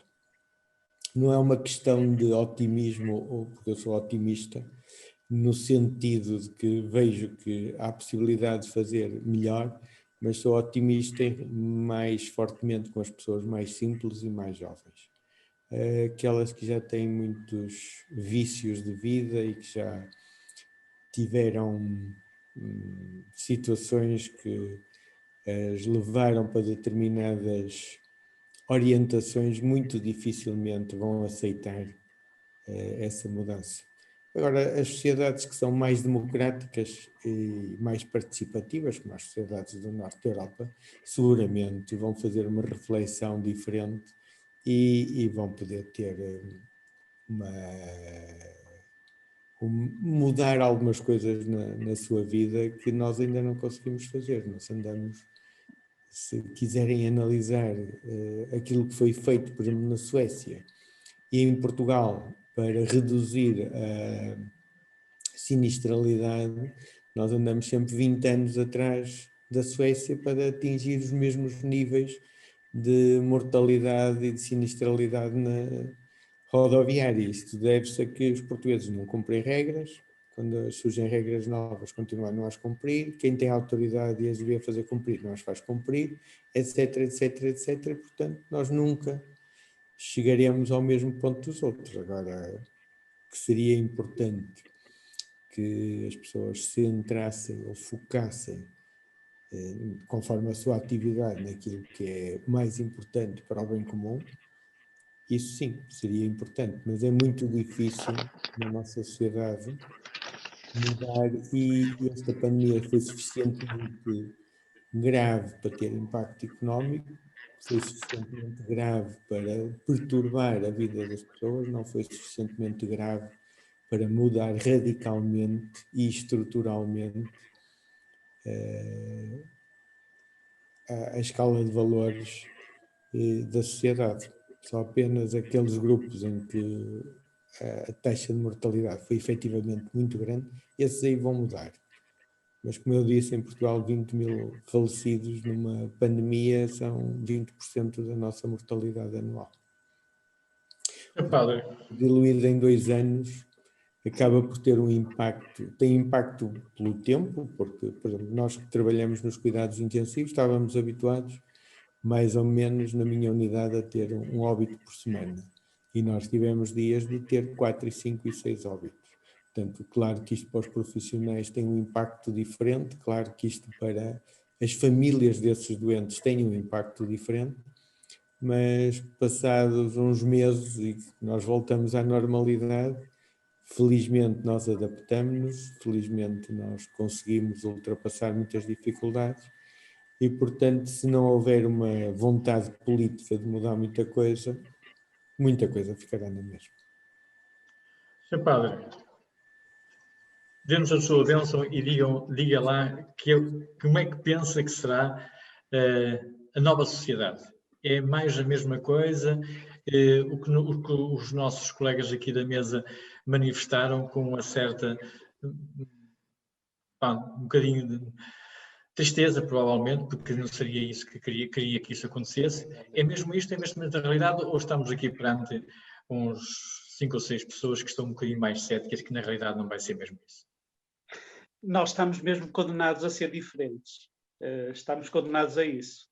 Porque, de facto, estamos com níveis assustadores de sem saída e, portanto, naturalmente que as primeiras pessoas a fazer esta mudança são exatamente aquelas que a sentiram na pele. Naturalmente que nós, seres humanos, quando falamos de nova normalidade, nós o que queremos é voltar às rotinas habituais e normais, como sempre assim foi, mas também, de facto, isto pôs a nu a descoberto que não temos muitas escolhas, que estamos a perder muito tempo e que, de facto, há valores que vamos ter que tê-los por essenciais. E esses valores da humanização, da humanidade de uns para com os outros, do cuidado com os outros, da solidariedade, não é? O Papa Francisco diz que ninguém se salva sozinho. A pandemia revelou isso também. Precisamos, de facto, de apreender e utilizar e aprender a usar novas ferramentas, que eventualmente já sabíamos e que estavam esquecidas. Naturalmente que isso eventualmente vai nos tirar também algumas coisas que nós achávamos que seriam essenciais, porque esta pandemia trouxe muitas perplexidades, não é? De alguma forma, de uma forma quase isolada, bom, mas dizia alguém que como é que vai ser? Já sabemos, mas as visitas ainda não entram, as pessoas ainda não podem visitar, mas qual será a dificuldade em estar? Naturalmente que houve aqui momentos e movimentos paradoxais, negacionistas. Tudo isto joga aqui uma grande confusão que nós ficamos bastante pessimistas em relação ao futuro. Mas, obviamente, é essa também a minha fé. Vamos mudar, vamos ter que mudar. Não sei se livre, se despancado à vontade. Muito bem. Por acaso, eu acho que há alguns contrassensos. Se nós conseguimos aqui numa hora identificar fatores causais que são os causadores de que alguma coisa devia ser mudada, o que custou foi identificá-los. Agora, porque é que a gente não os consegue trabalhar e pôr na prática? Vocês falaram em comunicação, nos medos, na humanização, na formação, na focalização dos focos, nos lutos, nas novas estratégias, em protocolos ou em processos de objetivos de que dá noção à vida e que nós estamos um bocadinho a perder isso. Eu penso que este mundo egoísta, mundo fechado, mundo para objetivos centralizados, mundo assente na economia, acho que está na altura de pegarmos nesta alteração que o Covid provocou. Eu penso que, há um bocado quando disse que o Covid, se calhar até foi, numa maneira assim mais fechada, uma boa solução para abrir-nos os olhos. Eu penso que no processo geral da humanização alguma coisa vai ser mudada e cabe, vamos separar, na sociedade alguém que tem cargos políticos, que pegue nisto e que veja e comece a trabalhar nesta área. Na área da saúde, nas organizações dos hospitais, acho que é uma boa oportunidade de pegarmos isto. Na saúde mental, aquilo que há muito tempo se falava que os serviços de cuidados intensivos num doente crítico era uma coisa muito fechada, só olhávamos para os doentes críticos e esquecíamos do processo holístico da humanização. Isto veio a mudar. E hoje vemos unidades de cuidados intensivos muito mais com o processo de humanização que a doutora Sara presenciou, mais aberta, mais atenciosa, mais liberta aos familiares. Às vezes não percebemos até alguma coisa em que vem de normas centrais que não são a nível das instituições para esse processo de humanização. Portanto, eu penso que a sociedade vai mudando. E eu recordo perfeitamente há muitos anos, quando a primeira vez no Hospital Santo António, eu e o médico que estava a serviço convidámos um familiar para se vir despedir do seu doente, porque ia falecer, e ele perguntou, mas é meia-noite, eu não me deixo entrar no hospital, mas como é que eu posso entrar? O porteiro não me deixa, mas eu posso ir sozinho, eu tenho que ir com a família. Nós desbloqueamos todas essas situações e quando ele chegou, aquilo que vocês muito bem referenciado, não estou muito preocupado em despedir, estava preocupado a ver se o enfermeiro mudava os sócios corretamente ou se mudava aquelas máquinas corretamente. Portanto, isto são culturas. Hoje em dia, e os colegas que estão aqui da parte de médica e de enfermagem, nós chamamos os familiares para virem fazer a morte assistida, o acompanhamento assistido, e vimos que a postura é completamente diferente. Não estão nada preocupados com o trabalho da enfermagem, nem do médico, nem dos equipamentos, estão preocupados, centralizados no foco que é o doente. Portanto, eu acredito, e vocês são um bocadinho pessimistas alguns, eu acredito que vamos ter um mundo diferente. Se é um mundo muito melhor, Tomás Moro defendia o mundo holístico, o mundo utópico, não é? Talvez não seja, mas eu penso que a pandemia veio-nos modificar um bocadinho algum comportamento, não é? Penso que sim. Pronto, nós temos mais experiências e acho que nós temos que contribuir para isso. Ora bem, chegamos ao fim deste tempo, nós acho que podíamos aqui muito bem a conversar muito mais sobre os vastos assuntos que nos trouxeram aqui. Eu queria agradecer Em nome da organização do 6º Congresso Simpósio de Enfermagem, organizado pelo Serviço de Cuidados Intensivos, e o meu nome pessoal, agradecer a todas as pessoas que estiveram aqui, com todo o esforço, depois de um dia de trabalho, depois de muitas tarefas extremamente importantes, provavelmente, estivemos aqui um bocadinho a conversar, mas eu acho que isto é contribuir para um novo mundo, está bem? Muito obrigado a todos, mais uma vez. Obrigado, boa noite. Obrigado. Obrigado, boa noite. Boa noite. Boa noite. Boa noite.